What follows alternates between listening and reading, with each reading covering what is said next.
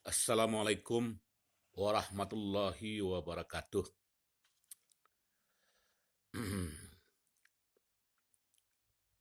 Wahai sekalian roh yang punya jasad, yang mulia dan yang belum mulia. Wahai sekalian roh yang mulia dan yang belum mulia.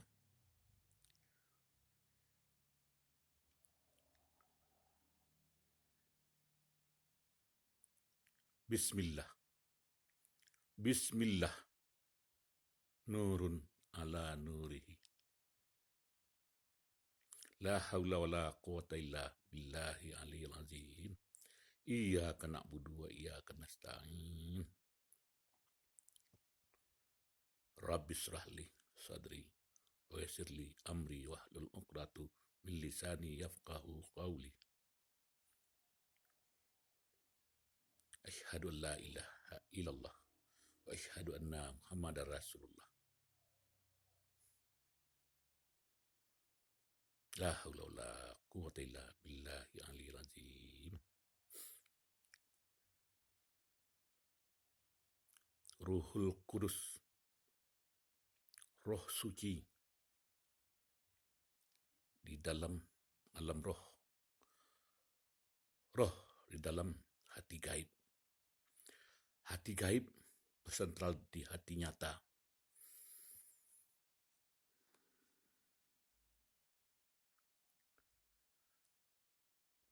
Hakikatnya, Ruhul Kudus inilah hati, inilah otak sadar. Hati Roh Kudus ini itulah otak sadar. Dia dekat sekali dengan Allah. Tiada perantara, tiada batas, kecuali dibatasi sendiri. Ini sebenarnya yang otak sadar, otak kanan. Orang menyebut otak bawah sadar, ya. Inilah sebenarnya terbalik. Kalau di kepala ini, otak sadar dibilang ilmu umum, ilmu syariat. Otak sadar di sini, di kepala. Terbalik, otak sadar di dalam dada, di dalam hati, di dalam alam gaib, di dalam roh gaib, di dalam roh ada Rohul Kudus. Ini yang otak sadar, membawa kesucian, membawa Asmaul Husna dari Allah, dari zatnya Allah, dari sifat Allah, dari asma Allah, dari perbuatan Allah. Tiada batas. Inilah yang paling kenal dengan kebenaran, yang paling kenal dengan keadilan, kebenaran, paling kenal dengan kemanusiaan, paling kenal dengan hak azazi manusia. Ada di dalam diri ini. Tapi dia terbelenggu, dia terkubur, dia terikat oleh karena otak. Kalau kita menamakan ini yang otak tidak sadar. Otak di kepala ini otak tidak sadar. Yang otak sadar di dalam ini otak sadar. Otak bawah sadar, otak kiri atau otak bawah sadar, ini yang di kepala ini. Dia tidak sadar. Ini bernama otak tidak sadar. Terbalik.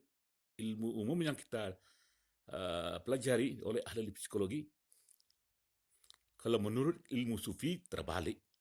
Kalau menurut ilmu sufi, otak sadar di bawah ini, di dalam dada. Otak tidak sadar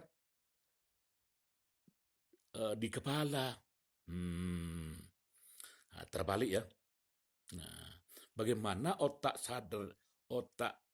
sadar di bawah ini menyempurnakan otak tidak sadar ini, sehingga dia menjadi akal sehat, berpikir sehat. Ya, kalau Roh Kudus, dia sehat, dia suci, dia bersih. dia punya fitrah, dia punya fitrah. Nah, otak di sini tidak sadar karena dia jisim, karena dia jisim, tidak sadar, dia pelupa, dia tidak ingat. Nah, jadi interaksi antara otak di kepala ini dengan otak dalam dada memang harus ada interaksi. Nah, jadi otak bawah sadar ini, otak bawah sadar lagi ya. Ruhul Kudus ini, istilah kita Ruhul Kudus, kecerdasan. Ya, otak sadar namanya, kecerdasan dasar, kecerdasan suci, kecerdasan suci, kecerdasan hak azazi. Nah, kecerdasan hak azazi. Ruhul Kudus itu.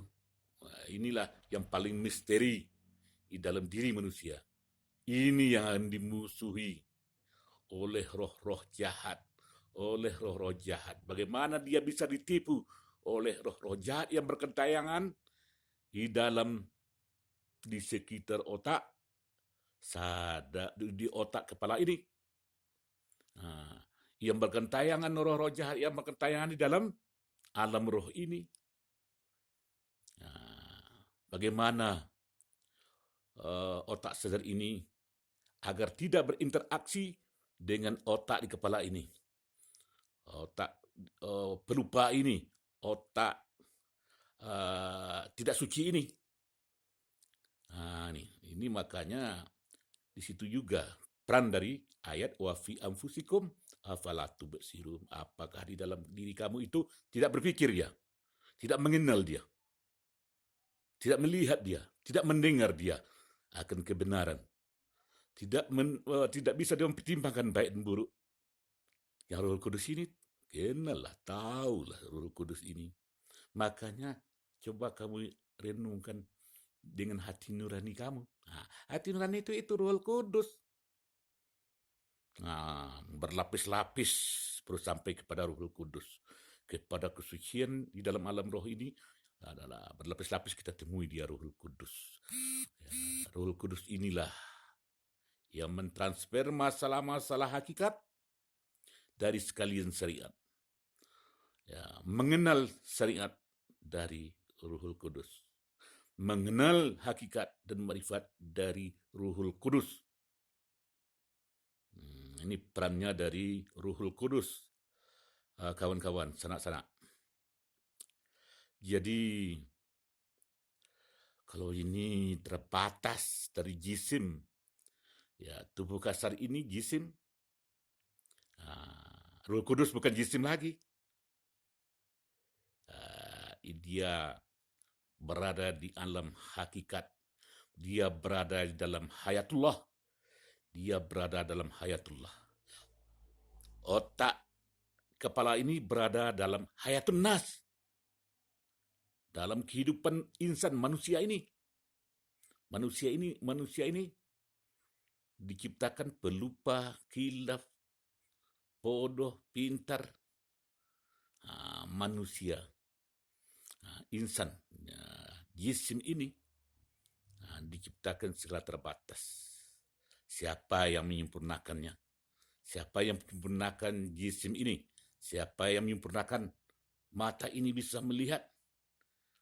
Bisa berbicara mulut ini? Bisa mendengar? Bisa berkata-kata? Disempurnakan oleh Ruhul Kudus. Kerja Ruhul Kudus itu memang berat. Ya, mengatur otak. Otak itu agar dia sehat, agar dia punya akal sehat, akal dia berpikir sehat.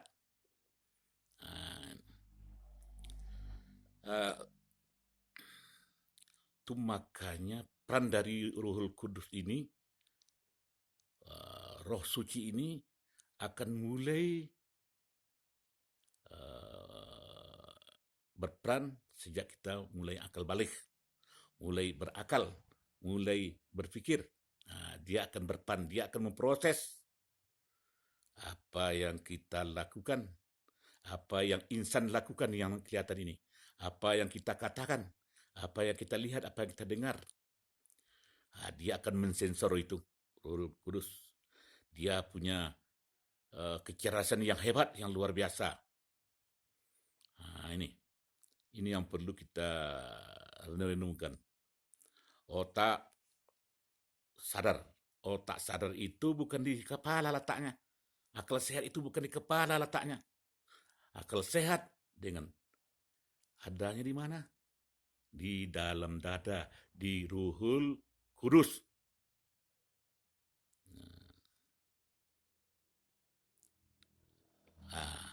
Kemudian bagaimana itu? Otak itu ya menerima apa yang dia dengar dengan telinga jisim ini, dengan apa yang dilihat oleh mata jisim ini, apa yang dirasa oleh rasa jisim ini. Itu yang dioper, itu yang ditransfer kepada otak. Lalu otak perintah lagi kepada panca indera yang ada di dalam jisim itu.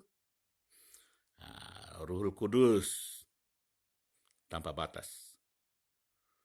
Ya, dia akan memproses otak di kepala kamu itu.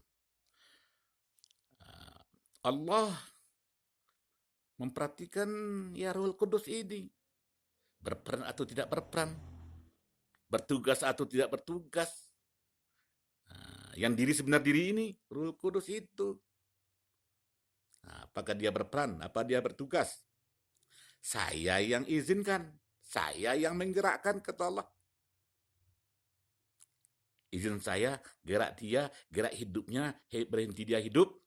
Itu otomatis dari saya, izin saya. Itu kata Allah.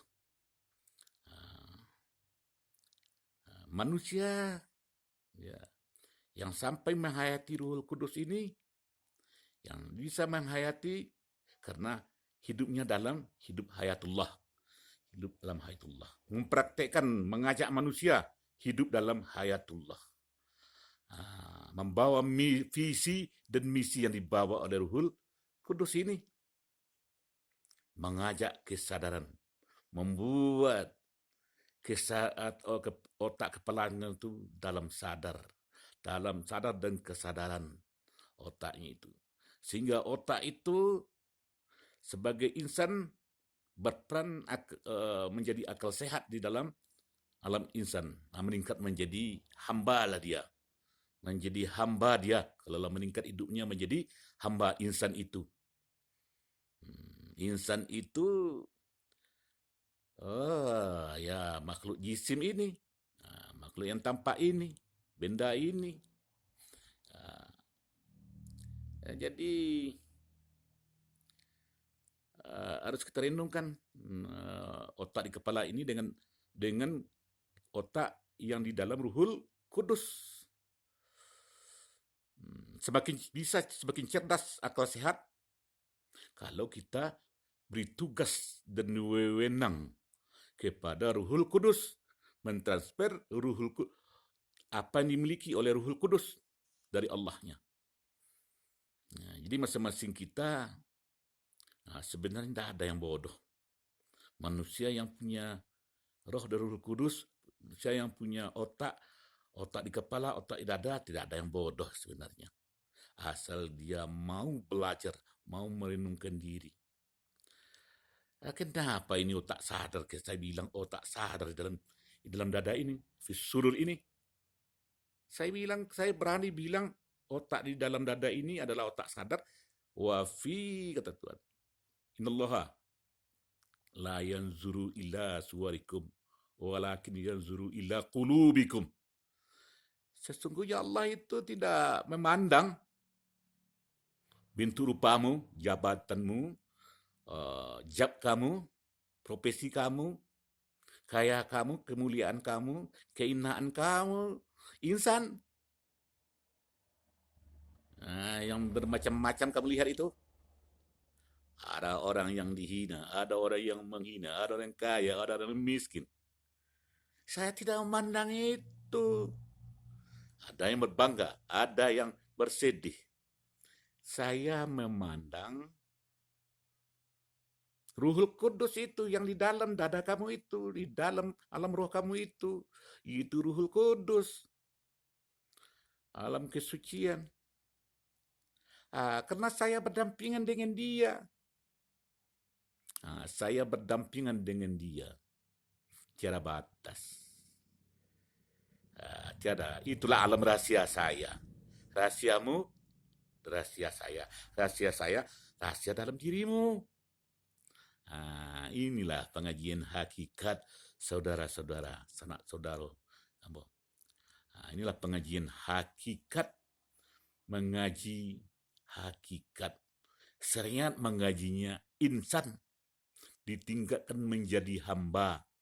Hamba yang berakal sehat, sejalan dengan akal Ruhul Kudus, itulah hamba. Hamba di sisi Allah. Hamba mulia di sisi Allah.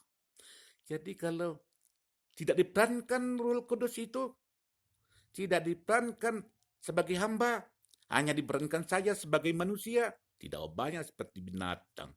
Itu binatang itu. Yang memperankan Ruhul Kudusnya, tidak memperankan atas nama hamba, hanya atas nama insan saja. Itu al-insan, manusia ini disebut al-insan. Al-insan, hayawanun ati, itu dia al-bashar. Disebut al-bashar, manusia jisim ini disebut juga al-bashar. Manusia yang berpikir menjurus sehat, itu al-bashar namanya lagi. Jadi berpikir itu, berpikir secara makro, berpikir secara mikro, berpikir secara induksi, berpikir secara deduksi, berpikir secara mayor, berpikir secara minor, berpikir secara kubra, berpikir secara sugra, untuk mencari natijah-natijah, kesimpulan-kesimpulan, untuk mencari conclusion, mencari kesimpulan-kesimpulan dari setiap sesuatu yang kita hadapi. Jangan membabi buta. Membabi buta itu jisim yang dekat dengan hewan insan, bukan hamba lagi. Hamba ini berpikir sehat, mempergunakan kesadaran di dalam dada, menggunakan kesadaran di dalam dada, menggunakan akal sehat yang ada di dalam dada. Ini yang sering pelupa ini, rajanya adalah hati, adalah Ruhul Kudus. Dalam bahasa sehari-hari hati, ya hati gaib. Menurutnya mana ya hati gaib? Ya itu. Rasakan dengan renungan, dengan bertafakur, dengan banyak zikir, banyak berdoa kepada Allah. Berdoalah banyak-banyak, minta kepada Allah agar Ruhul Kudusmu dalam dirimu itu bisa jadi raja di dalam dirimu. Dan dia bersembah sujud kepada Yang Maha menghidupkan dirinya. Dia berdampingan dengan Yang Maha Suci, Maha Benar, Maha Adil, Maha Pintar, Maha Cerdas, Maha Kaya, Maha Pemberi rezeki, Maha Kuasa. Itu berdampingan dengan Ruhul Kudus kamu. Dia Maha Agung, dia Maha Besar. Ini itu makanya pengajian dia bertingkat-tingkat. Jadi ini siapa yang ingin menyempurnakan diri, marilah kita sempurnakan ilmu syariat, ilmu hakikat, ilmu tauhid, ilmu teologi, ilmu kalam, ilmu usuluddin. Mari kita tingkatkan, kita mantapkan itu, kita ansur-ansur agar bertemu dengan Ruhul Kudus dalam diri kita, agar bertemu dengan akal sehat di dalam pikiran kita, agar kita bisa bertanggung jawab dan mandiri di alam dunia sementara ini. Kita datangnya dari Allah, suci. Tetapi karena proses tajalli Allah kita baca dalam martabat 7, ya dalam proses itulah jisim ini hidup di dunia mengalami, ya karena ya, insan itu jadi kotor, jadi maksiat, jadi buruk, jadi jelek. Ah, yang diri kita yang sesungguhnya bukan insan itu benda-benda ini. Wadah semua ini, wadah di rumah ada pintunya, ada tonggaknya. Wadah itu bukan serdi wadah ini. Ya wadah tak lebih daripada wadah. Tempat bermainnya Ruhul Kudus. Ruhul Kudus dari Allah. Ya, dia akan kembali kepada Allah. Bertugaskah dia melaksanakan tugasnya, membawa visi dan misi. Apakah makhluk yang roh yang punya jasad, punya makhluk yang roh yang tidak punya jasad? Mari kita dalami, mari kita hayati bahwa kita adalah makhluk Allah. Setinggi-tinggi derajat kita di dalam yang buruk, sederajat dengan iblis. Pintar iblis itu. Ya, iblis itu pintar. Bacalah sejarah iblis. Sudah banyak itu sejarah iblis. Hidupnya bersujud saja 400.000 tahun. Dia bersujud saja kepada Allah. Sampai dia menjadi yang nakal. Dia sangat kenal dengan Allah. Tapi dia nakal. Ini semua itu kita kaji, itu adalah sandiwara permainan Allah semua. Yang jelas kalau setinggi-tinggi kecerdasan, ya cerdas itu. Iblis 400 tahun dia sujud kemudian nakal. Wah, itulah yang paling preman. Ya, di kalangan malaikat dialah, di kalangan malaikat dia yang paling nakal, yang paling preman. Jadi tapi dengan Allah tetap takut karena dia ngerti itu visi dirinya, visi Allah, visi Roh Kudus ini dia mengerti. Orang yang konsekuen dengan visi asyhadu an la ilaha illallah wa asyhadu anna muhammadar rasulullah, dengan melaksanakan misi-misi dari visi ini, itu kehilangan akal juga kecerdasannya itu.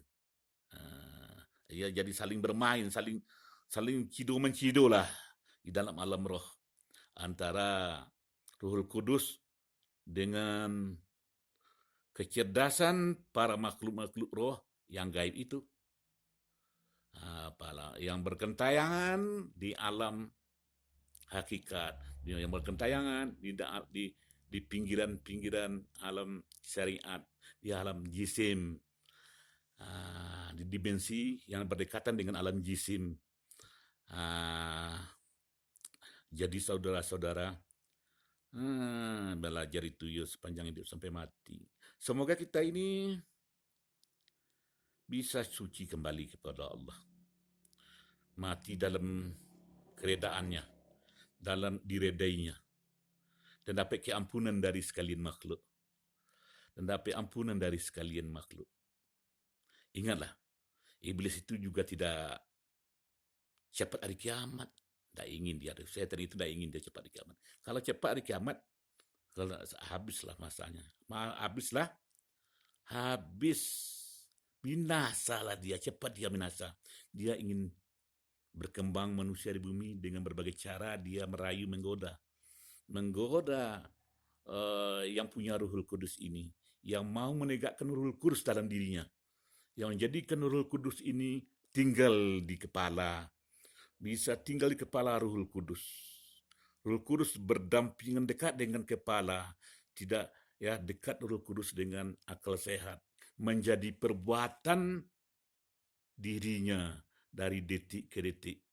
Bisa dia merasakan, bisa dia memikirkan, bisa dia berbuat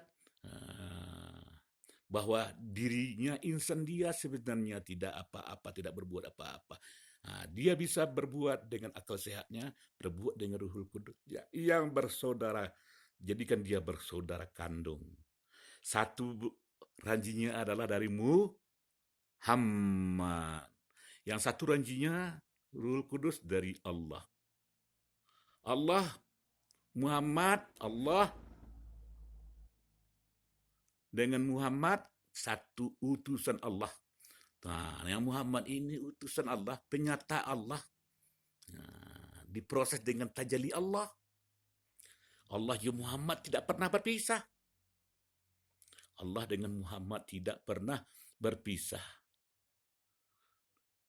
Asyhadu an la ilaha illallah wa asyhadu anna Muhammadar Rasulullah. Allah dan Muhammad tidak pernah berpisah. Nah, mari kita dalam pengertian ini. Pengertian ini sudah masuk kita mengolah-ngolah secara hakikat. Ini pengolahan secara hakikat. Begitu. Mungkin sudah panjang pula kita ngomong pada hari Minggu ini, tanggal 28 Juni ya, hari Minggu. Saya sudah bekerja dan saya sudah bekerja istirahat. Ya, sekarang selesai di lapau YouTube, ngomong-ngomong dengan pencinta-pencinta ilmu sufi, pencinta-pencinta Allah, pencinta hidup dalam hayatullah. Sedikit lagi. Kita ini umat Islam atau Islam, umat Islam, umat beriman, umat. Wah, kita malu ya dalam keadaan ditimpa malu di dunia ini. Roh Kudus sangat tahu. Allah kita itu kan Razak, pemberi rezeki. Allah itu kaya. Allah itu maha kaya. Allah pemberi rezeki. Allah pemberi kaya. Allah memberi kekayaan. Allah itu maha kaya. Allah Wahab, Allah Halim, penyantun, Rahman, Rahim, kasih penyayang, pemberi tanpa pemberi. Tahu-taunya kita umat Islam terjebak. Yang otak tadi terjebak. Otak insan itu terjebak dengan kekotoran-kekotoran. Tidak kenal, tidak mengenali Allah itu. Tidak mengenal Allah itu dia. Tidak mengenal zat Allah, tidak mengenal sifat-sifat Allah, tidak mengenal nama-nama Allah, tidak mengenal perbuatan Allah. Ini tidak mengenal zat, sifat, asma, af'al Allah. Sehingga dia, insan ini makin jadi insan buta dia. Menjadi insan buta dia. Akhirnya dirinya, ini dikatakan Tuhannya, dirinya yang dianggap Allahnya, Tuhannya, Allahnya, diri jisim yang tampak ini semuanya ada. Saya, aku.